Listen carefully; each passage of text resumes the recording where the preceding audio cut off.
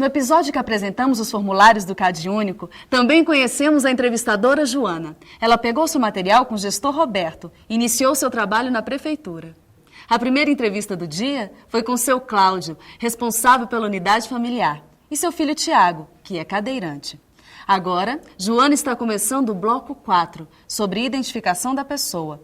Vamos acompanhar a entrevista?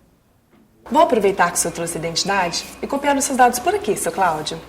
Eu trouxe meu CPF também. Está ótimo. É melhor eu copiar os dados direto do documento, porque assim tenho menos chance de errar. É isso mesmo, Joana. E a primeira pessoa a ser identificada deverá ser sempre o responsável pela unidade familiar.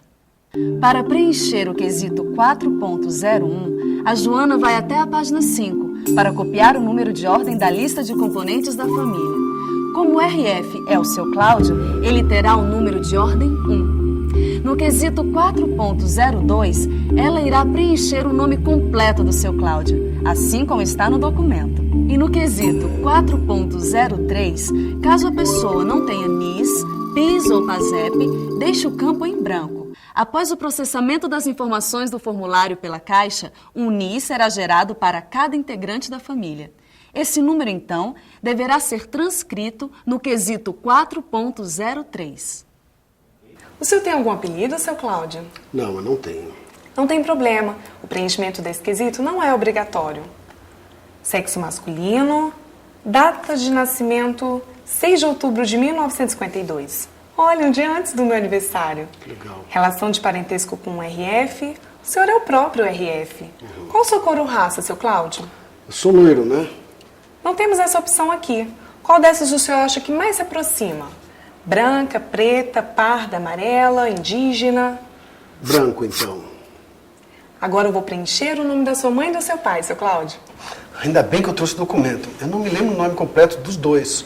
Caso a pessoa não apresente nenhum documento que conste os nomes do pai e da mãe, os mesmos deverão ser perguntados diretamente para o entrevistado. O registro do item não sabe só deverá ser feito depois de esgotados todos os recursos para obtenção desses nomes. Pelo documento, eu vi que o senhor não nasceu aqui, seu Cláudio. É verdade, eu nasci em Agudo, no Rio Grande do Sul. Vim pra cá ainda piá, menino. Então a opção é a 2, em outro município. Passo direto para o quesito seguinte. O estado é Rio Grande do Sul, o município é Agudo. Passo para o 4.15. O seu nascimento foi registrado em cartório de registro civil. O senhor tem certidão de nascimento? Tenho sim, mas eu não trouxe. Não tem problema. Aqui é preciso prestar bastante atenção. Registro de nascimento é diferente de certidão de nascimento. Vamos saber por quê? O registro é quando o cartório inclui o nascimento de uma pessoa em um livro ou sistema oficial de registro. A certidão é a consequência do registro, ou seja, o documento que contém os dados de nascimento de determinada pessoa e é entregue à família pelo cartório. Assim, a pessoa que tem ou já teve certidão, com certeza já foi registrada, mas nem todas as pessoas registradas necessariamente têm certidão. No caso do seu Cláudio, ele tem certidão, apesar de ter esquecido em casa. Logo, ele já foi registrado. Assinale a opção 1 se o entrevistado foi registrado em cartório e tem a certidão de nascimento, mesmo que ele não apresente a certidão na ocasião da entrevista, como é o caso do seu Cláudio. Assinale a opção 2 se o entrevistado foi registrado, mas não tem certidão de nascimento. Este quesito deve ser marcado para a pessoa que, apesar de ter tirado a certidão de nascimento, a perdeu ou não a possui mais. Assinale a opção 3 se o entrevistado não foi registrado e, consequentemente, não tem a certidão de nascimento e nenhum outro documento de identificação. Depois de preenchido esse quesito, caso a pessoa tenha RANI, passe para o quesito 5.01, item 3, e siga, preenchendo os dados relativos a essa certidão. Caso a pessoa não tenha certidão administrativa de nascimento do indígena, RANI, passe para o quesito 6.01. Assinale a opção 4 para o entrevistado que não sabe se foi registrado. Mas antes disso, pergunte se ele possui qualquer outro documento de identificação listado no bloco 5. Caso o entrevistado possua outro documento, com exceção da RANI, significa que ele já foi registrado, tem ou já teve certidão de nascimento, porque ela é pré-condição para a emissão de qualquer outro documento listado nesse bloco. Atenção, entrevistador! O correto preenchimento do quesito 4.15 é fundamental para os municípios. A partir dele, ações para emissão de certidões de nascimento e outros documentos poderão ser planejadas, garantindo a cidadania destas pessoas.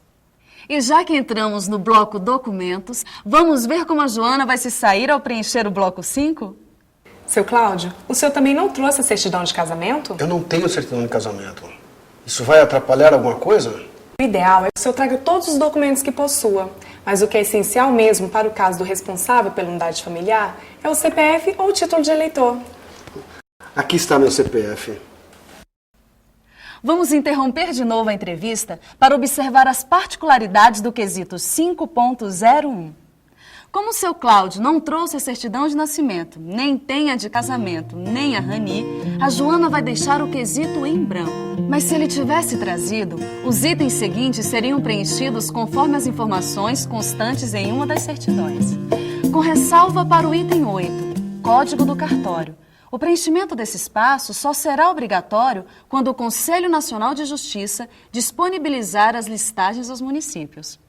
Como o quesito 5.01 só permite o preenchimento de uma única certidão, caso o entrevistado apresente, além da RANI, a certidão de nascimento ou de casamento, registre os dados de uma das duas certidões, ao invés dos dados da RANI.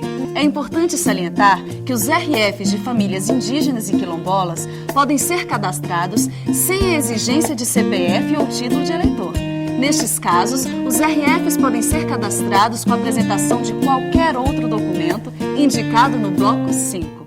Mas, Joana, e para o resto da família? Também é obrigatória a apresentação do CPF ou do título de eleitor? Não, mas é importante que apresente pelo menos um documento de identificação, como o RG, o CPF, o título de eleitor, certidão de nascimento, carteira de trabalho. É que eu tenho uma tia que mora com a gente, mas ela nunca foi registrada. Eu irei coletar os dados dela mesmo assim. Eles são importantes para o CAD único, mesmo ela não tendo os documentos. Mas, como ela não tem os documentos, ela não pode ter o NIS e, por isso, não pode entrar no cálculo de renda da família. Nós vamos encaminhá-la ao cartório de registro civil e documentação. Depois que os documentos ficarem prontos, o seu Cláudio, o senhor traz que eu vou preencher o que tiver ficado em branco. Tudo bem? Ótimo! Ela ficará bastante feliz ao saber que terá uma identidade, não é, pai? Muito. Enquanto a Joana preenche os últimos quesitos do bloco 5, vamos fazer a nossa revisão? Aprendemos a preencher o bloco 4, sobre identificação da pessoa. Entendemos a diferença de ser registrado e ter certidão. Vimos que uma pessoa que não foi registrada não tem como possuir documentos. Também aprendemos a preencher o bloco 5, sobre documentos. Observamos que o responsável pela unidade familiar deve obrigatoriamente apresentar o CPF ou título de eleitor, com exceção de famílias indígenas e quilombolas. E que caso um dos integrantes da família não apresente nenhum documento, os seus dados devem ser coletados, mas ele não poderá entrar para o cálculo da renda da família e não poderá ter NIS, até que o documento seja apresentado pelo RF. Até a próxima!